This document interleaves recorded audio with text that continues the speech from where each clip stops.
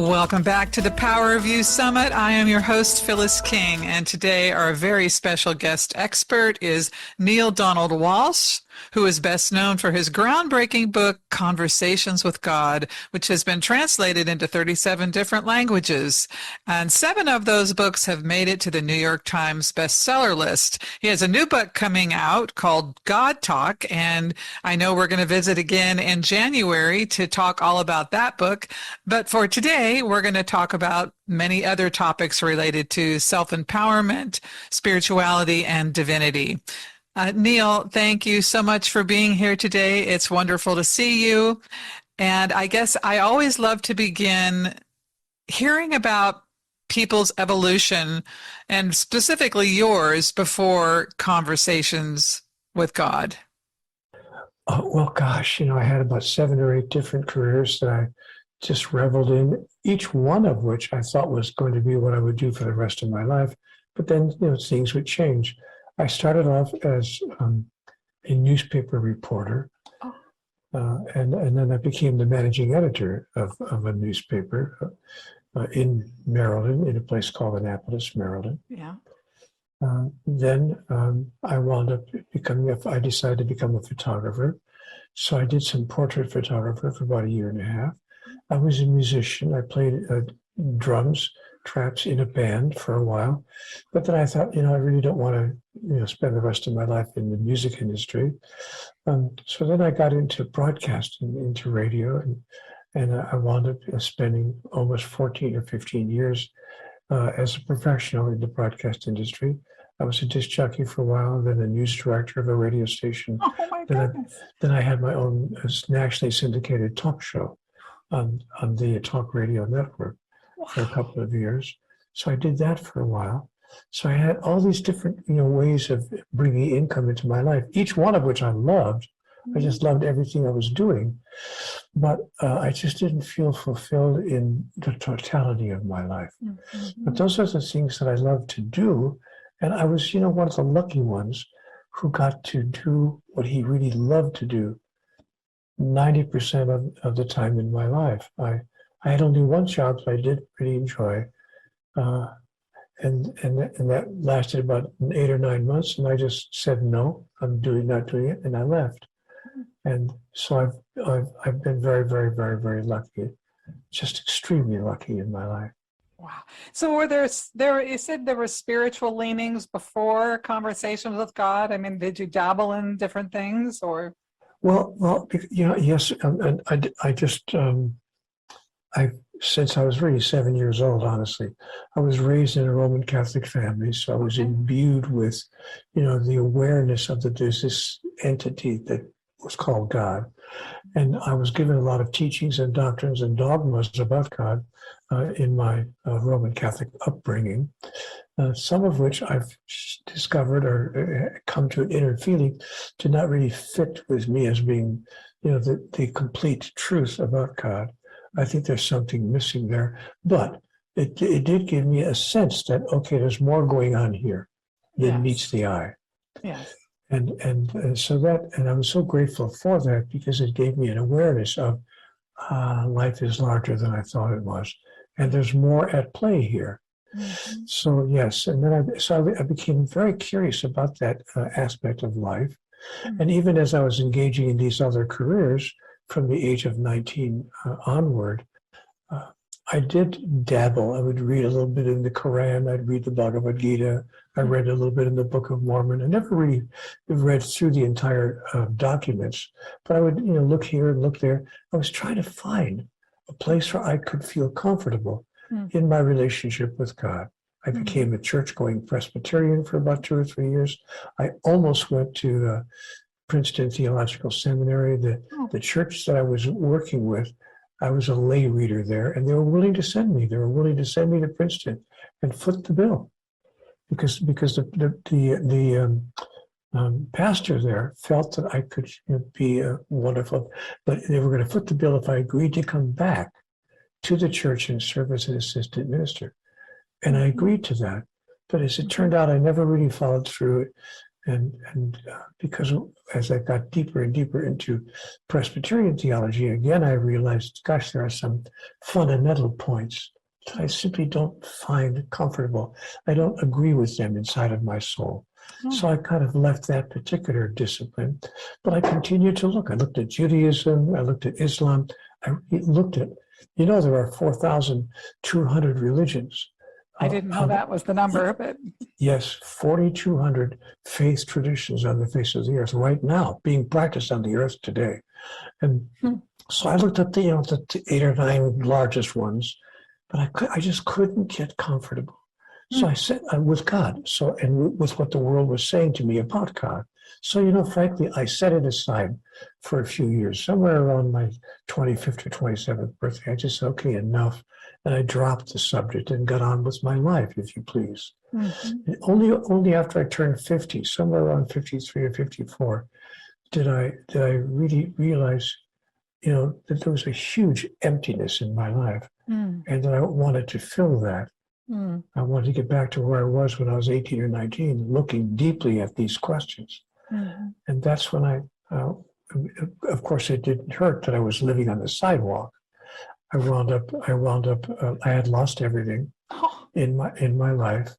I had to, the world hit me, Phyllis, with what I call the triple whammy. At one point in my life, in the same 10-day period, my relationship with my significant other ended. In the same week, 4, maybe 5 days later, I was downsized. I was laid off by the company, the radio station that I worked for. So I was out of a relationship and out of work in the same 5-day period. And then, as luck would have it, 2 days after that, some elderly gentleman smashed into my car trying to make a left turn in front of me. I had the right of way, and he just misjudged. The police saw. Even he admitted that he had made a mistake.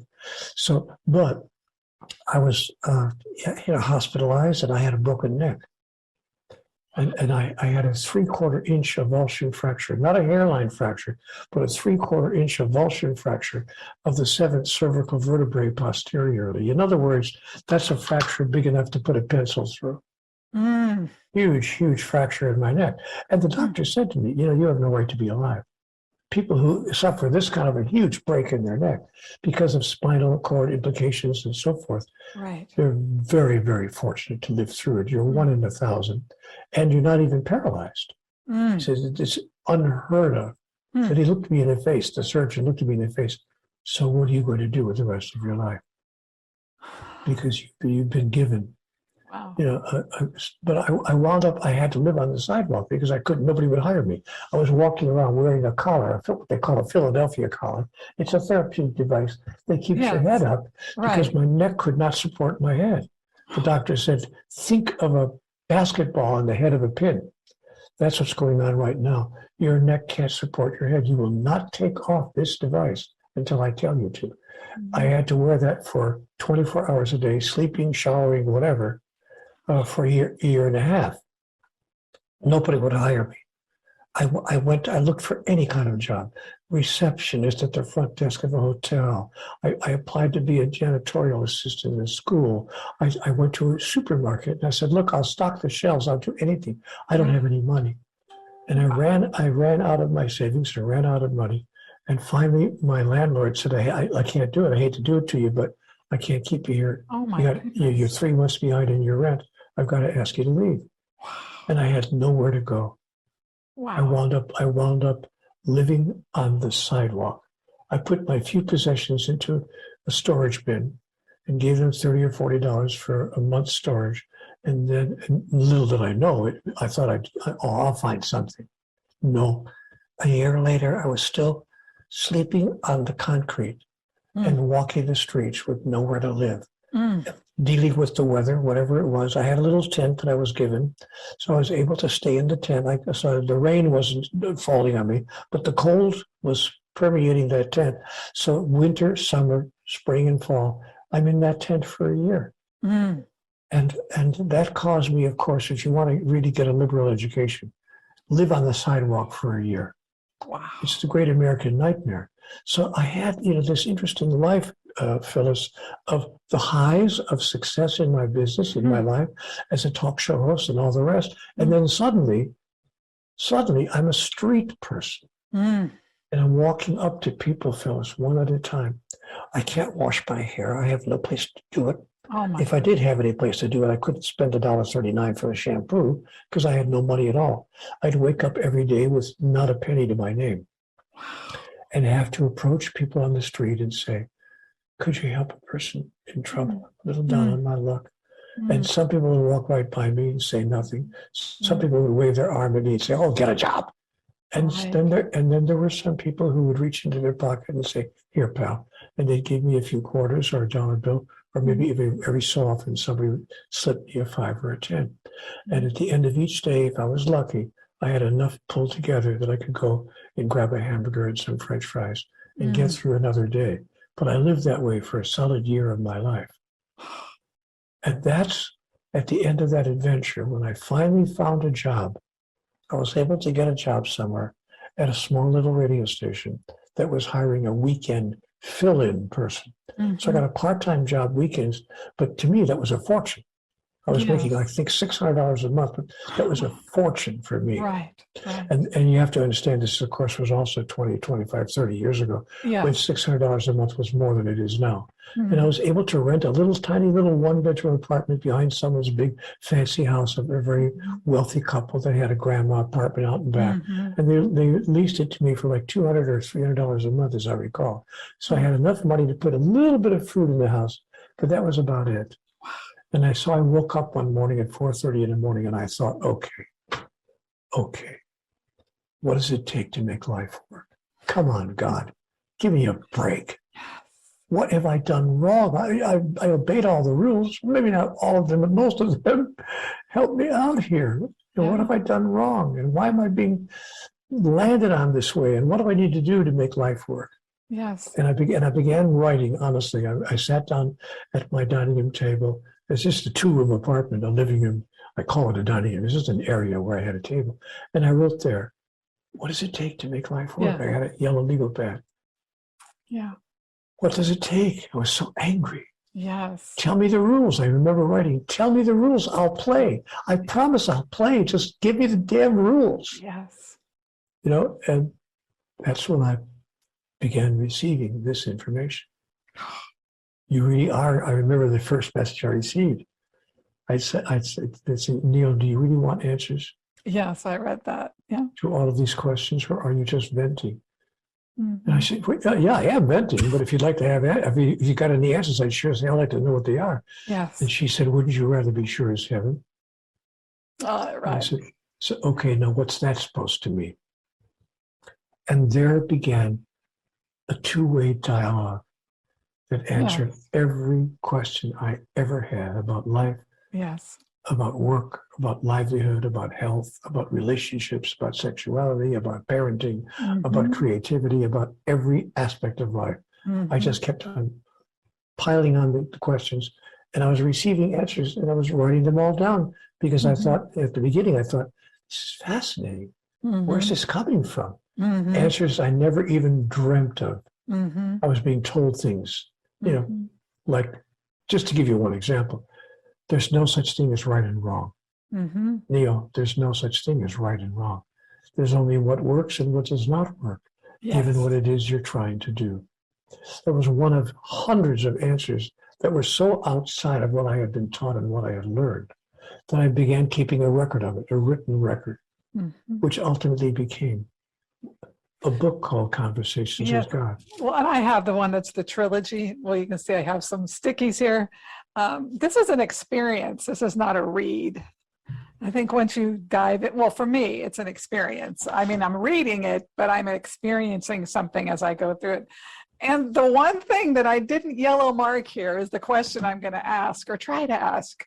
There was a part in the book where you said to God, how do I know this isn't, how do I know it's me? And then there was another part to it, which is, I've been doing spiritual work. I've been doing it. What makes this different, or something to that effect? Does that sound?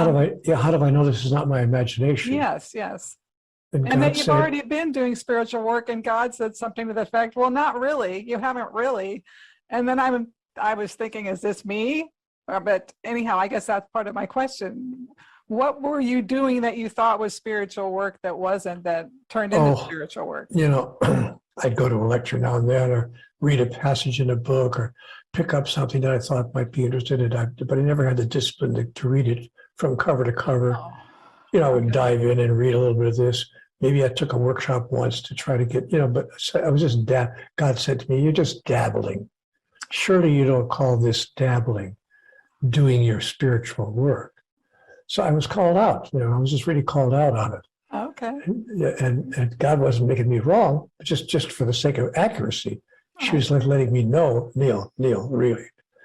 Yeah. So I got to take a look at myself and what I was passing off as doing my spiritual work. So we're going to dive in a moment to the juiciest stuff. But I guess the life on the street, losing everything, the accident, living with just pennies, that was not an accident. What context is that for you in your life at this point? Well, I'm pretty clear looking back on it that it was one of the greatest blessings of my life. Oh, man. It was given to me as an opportunity. Excuse me. Opportunity.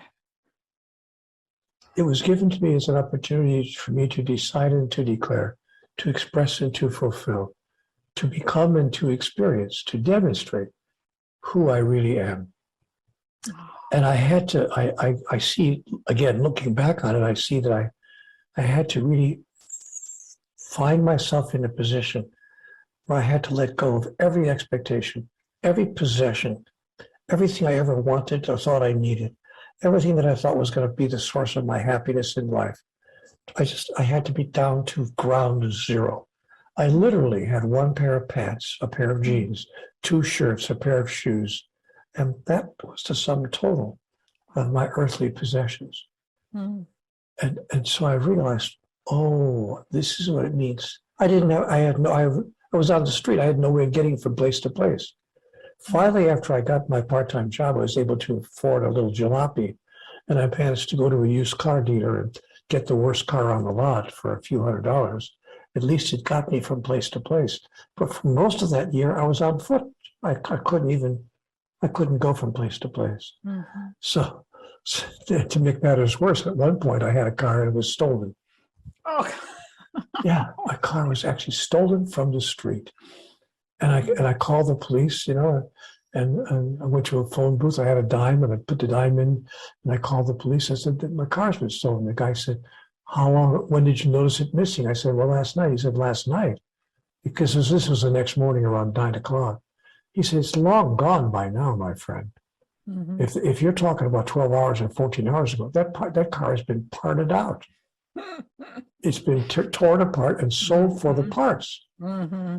So you can forget about that. And so what little I did have in the world was in the backseat of that car. Mm-hmm. So I thought, okay, I get it. I'm supposed to have nothing. I'm supposed to be down to NOTHING.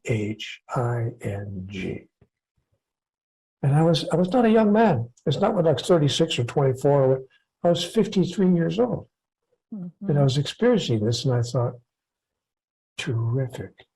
I wrote another book that I haven't had the good fortune to read, and I'm not remembering the title. Something about the only thing we need to know in life, or the little things we need to know in life, or something about 98. We're doing 98%, focusing on 98% of the wrong thing. Yeah. The book is called The Only Thing That Matters. The Only Thing That Matters. Thank you, Cece. And that is the first paragraph. The first paragraph says, 98% of the world's people are spending 98% of their time on things that don't matter.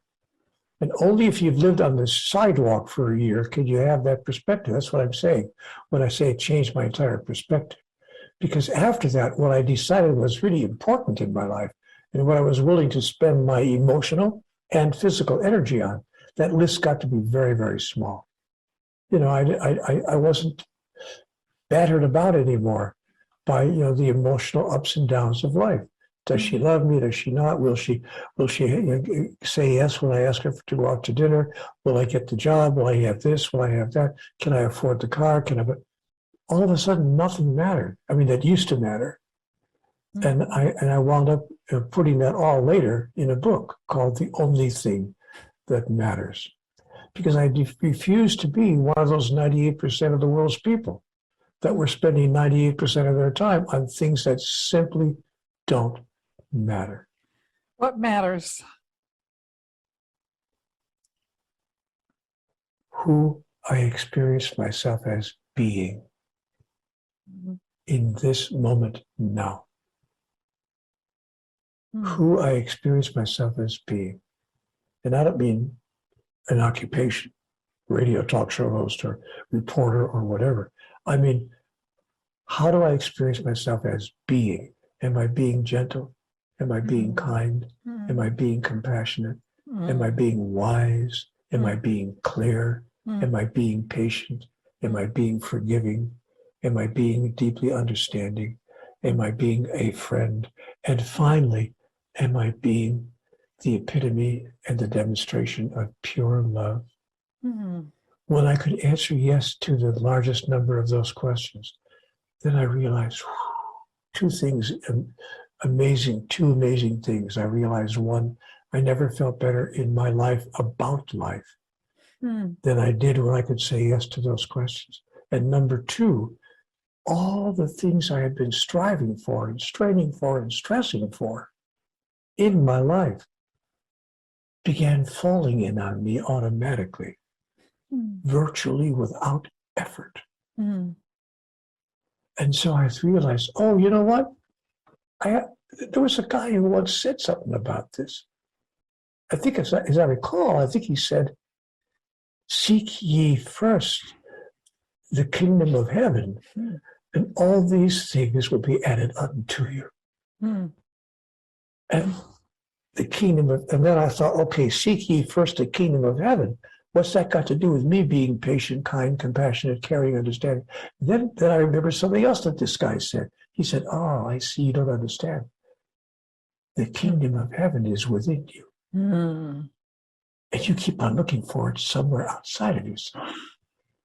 If you go to enough churches, enough synagogues, enough temples, enough lectures, enough workshops, read enough books, Neale, it's not out there. The kingdom of heaven is within you. And it's not when you call for it, but when you call it forth that you begin to experience who you really are. Oh, I see. And then all these things fall in on you because it's an energy attractor. You're energetic. The energy you put into the world begins attracting opportunities, friends, everything you've ever wanted. Just falls in on you virtually without effort. How do we stop creating what we don't want? By becoming clear that there is nothing that is not to our benefit. So we stop creating what we don't want because what you resist persists. So I stopped resisting what's showing up. And in that way, I didn't create what I don't want because there was nothing anymore that I don't want. Listen, here we go again. I'm sorry I'm preaching the same sermon. It's all right. But when you've lived on the sidewalk for a year, there's nothing that you don't want. I mean, everything above that is something that you're okay with. It doesn't matter if you could be in a 2-room apartment and say, this is something I don't want. I want a bigger place, or I want a better car, or I want more. But after you've been on the sidewalk for a year, there's nothing that falls into that category. And so you begin to have a whole different idea about what matters to you and what you want, and how I can not continue to create what I don't want is by not having anything that I don't want, by accepting and embracing whatever shows up in life, even those things which I might have thought originally were unwelcome, by accepting and embracing with gratitude, and by expressing gratitude for everything that's showing up in my life. Because as I was told later in my conversations with God, all change is change for the better. You simply don't understand that because you're not functioning at a level of mastery. So I decided to try that out. I decided to talk as I began being booked for lectures and talks around the world. And I've since traveled the world giving lectures all over from here to Tokyo to Berlin to Buenos Aires and back. I've been all over the world, not bragging, just saying. And I've been, wherever I've talked to people, I've asked a question.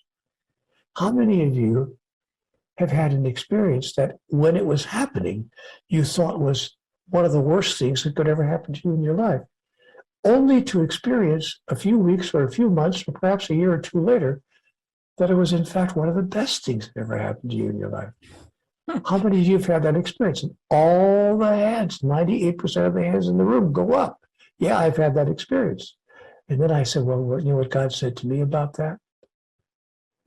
A master is one who knows this ahead of time. Not in retrospect, not after the fact. Oh, I see. This is one of the best things that ever happened to me, because if it hadn't been for this, then there wouldn't be that. But the master is the one who sees this in the moment that this horrible thing is happening and expresses inwardly gratitude for even that.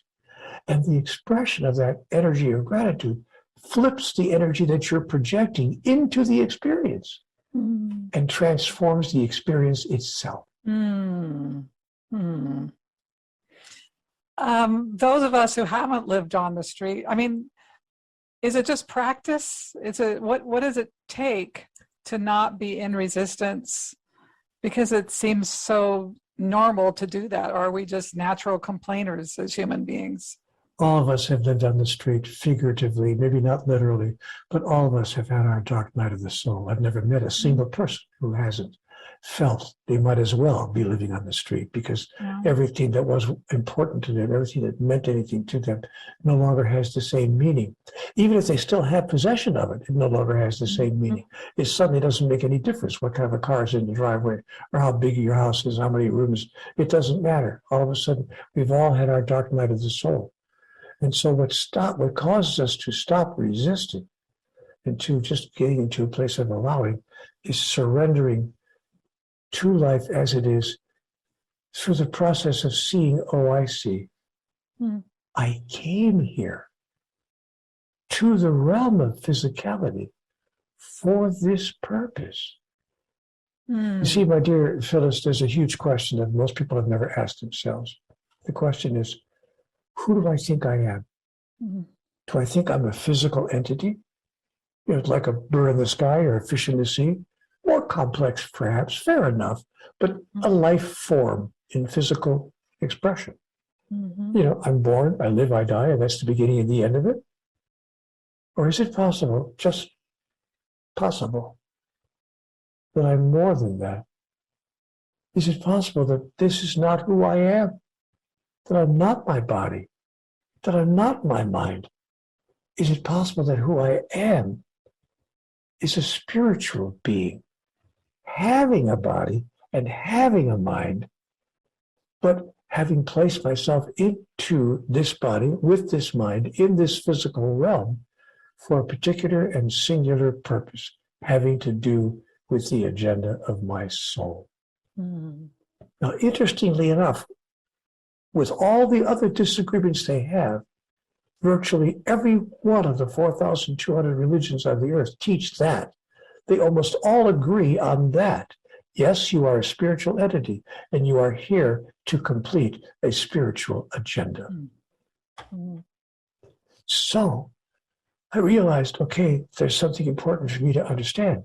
And that's when I stopped resisting, when I got clear. What you resist persists. And what you look at and embrace clearly disappears. That is, it ceases to have its illusory form, and you see it for what it really is. And then you express gratitude. You made a statement, God made a statement in the book about gratitude and appreciation, that we can't use gratitude as a manipulation, that we have to be rather in a state of appreciation. What's the difference? Well, you can't, appreciation is a state where we want what is so to enlarge, like a property appreciates in value. Mm-hmm. So appreciation is a word that means it gets larger, Mm-hmm. as your house might appreciate in value. So appreciation is different from gratitude, because gratitude can sometimes be a manipulation. We think that, okay, if I say I'm grateful, then God will be happy and the universe will see that I'm obeying the rules, and whatever. So, but if gratitude is genuine, if it's real gratitude and not faux gratitude, if it's absolutely true and sincerely believed, I am grateful, even for this present experience that I'm now moving through, Mm-hmm.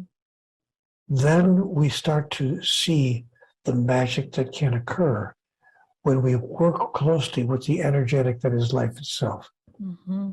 And we begin to projecting a particular kind of energy into the energetic field, Mm-hmm. so to manifest a reality Mm-hmm. Mm-hmm. for which we yearn.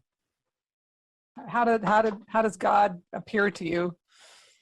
He doesn't appear to me in any particular way. Okay. I don't see God visually, or nor do I imagine, God in my mind.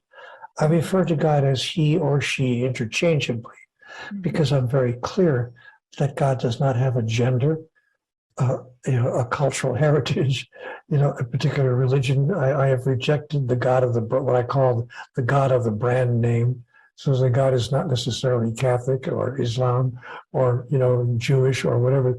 So I don't see that God has a particular and specific identity. Mm-hmm. So even when they started making audio books of my material, I insisted that the voice of God be read interchangeably by a male actor and a female actor. Oh. So Ed Asner and Ellen Burstyn, Oh, right. I saw that. Yes. two wonderful actors, read the voice of God interchangeably on the audio books. They would sometimes interrupt each other in the middle of a sentence. Ed would start the sentence and Ellen would finish it, so the listener would get very clearly the idea, we're not playing the game called God is a man. Right. I get it. Okay. So, nor are we playing the game called God is a woman. We're just allowing, but God said to me in his conversations with me, I will show up in any form that allows you to most rapidly accept and embrace me as part of your life. Is there a correct way to pray, or is praying useful? The answer is no to the first question, yes to the second. There's no correct way to pray. Even before you ask, I will have answered, saith the Lord.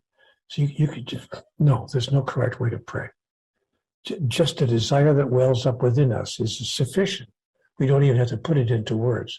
We think God is like hard of hearing. I'm sorry, what did you say? Just the feeling is received by that which we call God. Mm-hmm. But does prayer work? Yeah. Is prayer useful? Absolutely. Because it sets your intention and life proceeds out of your intention for it. So I was told in conversations with God. Neale, life proceeds out of your intentions for it. So get real clear on what your intentions are. Specifically clear, not broadly clear, like I want to have a nice life or I want to be happy. No. Get specifically clear. What do you intend for this day, for this week, for this month, for this year, and yes, for this life? What are you doing here? Why are you here? What is this all about? Become not reactive, but creative in your life. Interestingly enough, the word create and the word react are the same word. Only the C and the R gotten confused. When the C and the R are in the right place, then you see who you really are. Create or react. That's your choice in every moment. And what we are invited to do is to create who we are, to imagine who we are, to see who we are. I have a mantra that I use in my life. This is the mantra that I use. the first time I see anybody on any given day. Maybe it's the lady on the pillow next to me, or perhaps the family member across the room, or maybe my neighbor across the street, or maybe a total stranger across town. But the first time I see anybody, for the first time in any given day, I say this to myself quietly. I don't say it out loud because nobody would understand, but I say it to myself. I have come that you may have life, and that you may have it more abundantly. Your life will be made better today from my having passed through it. I promise you. Beautiful. Now, you can't say that every day the first time you see somebody without it changing your life and changing theirs. I love that. We seem to have the whole relationship process a little bit askewed, those of us who keep bumping up against outcomes we don't want. What are we missing? The reason for relationship, at least if you're committing the same, I'm going to use the word crime metaphorically. Yes. But at least if you're committing the same crime that I was committing in my relationships, I was getting into relationships for all the wrong reasons. Because first of all, I didn't even know what the reason was that I was even here. Why am I on the earth? And then secondarily, why am I entering into this particular interaction that I call a relationship? Why am I doing this? And so I've used my life to question myself with regard to those particular activities and those inquiries. Once I got straight, but it took me moving through many relationships unsuccessfully. I've been married more than once. Actually, I've been married more than twice. I've been married actually more than 3 times. Actually, I've been married more than 4 times. Okay. So when I go, no, actually, I've been married more than 5 times. So when I look at this, well, actually, I've been married more than 6 times. So when I look at this question, actually, I'm in now my 7th marriage. Oh, man. I'm not making this up. I didn't have 7 live-in partners, 7 friendships. I had 7 legal ring on the finger marriages. Wow. Okay. And my 7th one is now in its 15th year. That's a huge record for me. Yes. Because I finally got clear on what I'm doing in the relationship and what pure love is really all about. Because pure love wants, needs, expects, and demands nothing in return. And I was entering into relationships as if they were trade agreements.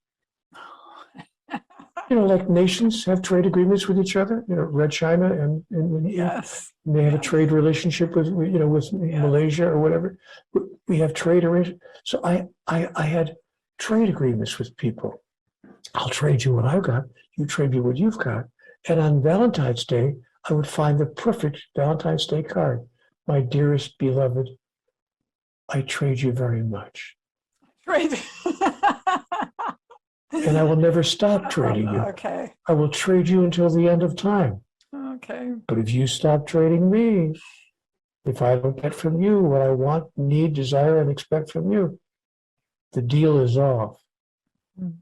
But when I got into my relationship with my present wife, God love her, I decided, what if I didn't need, expect, require, or demand one single thing from this person at any time? What if I just loved her, not from what I can get out of it, but from what I can put into it? Wow.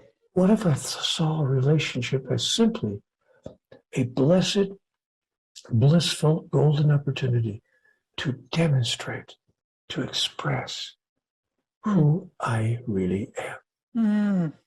Could there be anything more blissful than that?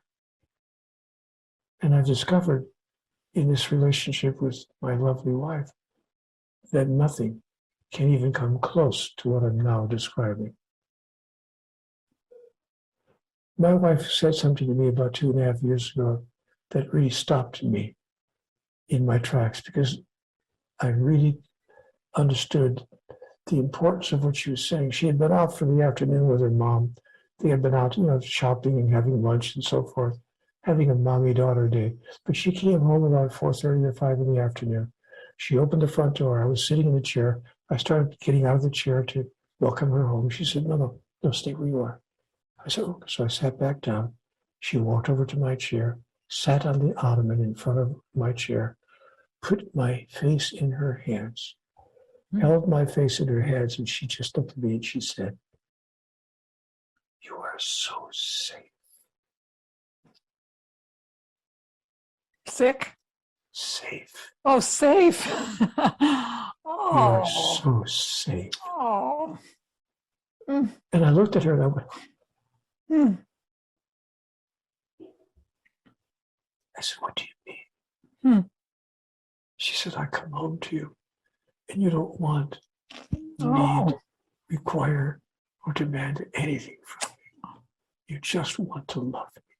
I have never felt so safe." oh my goodness. Wow. Now, I'm not bragging, but you asked me a question. No. So I'm telling you what I've learned, but it took me, Phyllis, a long time. I'm not a young man. Mm, I'm going to be 80 years old soon. mm, So I have this thing that I like to say to myself: so old, so soon, so smart, so late. mm, mm. So I'm doing all I can to share what I've come to understand with as many people as possible. So at least they don't have to wait until they're 75 to Mm. start picking up on some of the clues that every great messenger has been sending us from the beginning of time. Mm, It's just not new information. mm. This is not what people would call New Age philosophy. Right. We've been told this from the beginning of recorded history. And all the great masters of all the great spiritual traditions have said the same thing, each in their own way. Mm, Love, love, love everyone. Love even your enemies. Pray for those who persecute you. Do good to those who would do you evil. When a man slaps you on the right cheek, turn and offer him your left. And when a man steals your coat, give him your shirt as well. mm. And when a man demands that you walk 1 mile with him, go with him 20. Mm. And raise not your fist to heaven, and curse the darkness not, but be a light unto the darkness, that you might know who you really are, and that all those whose lives you touch might know who they really are as well. Mm. I've decided that maybe he had something there. And I wonder what life would be like if I began living by the old golden rule instead of the new golden rule. The old golden rule, of course, was do unto others as you would have it done unto you. The new golden rule is he who has the gold rules. That's true. That's the new golden rule, certainly. We're not playing by that in my life. I'm not going there. Excuse me. I'm not going there. And I invite all those who would like to find a new way to live to pick up a copy of any one of those books, not just the books I've written. They've been written by many, many messengers these days. Marianne Williamson, Deepak Chopra, Eckhart Tolle. The list goes on and on and on. Yeah. Byron Katie, Wayne Dyer, God bless him. Yeah. There's just endless number of people who've written remarkable books with great insights. Pick up any one of them, but read them deeply, take notes in the margin, and then decide, I'm going to live a new way beginning tomorrow. Mm-hmm. And I'll be able to say in my heart to the first person I see that day, your life will be made better today for my having passed through it. I promise you. And you have most certainly made my life better today. Thank you very much. And I'm sure everyone who's listening, thank you so much for being here today. It's been a complete joy. You're very sweet. My website, in case you're wondering, folks, is nealedonaldwalsh.com. Quite simple. Just go there and you'll find all the information that you might need if you choose to explore more fully some of the things that I've been sharing. Yes. Thank you for the opportunity to be here with you. I've enjoyed it immensely.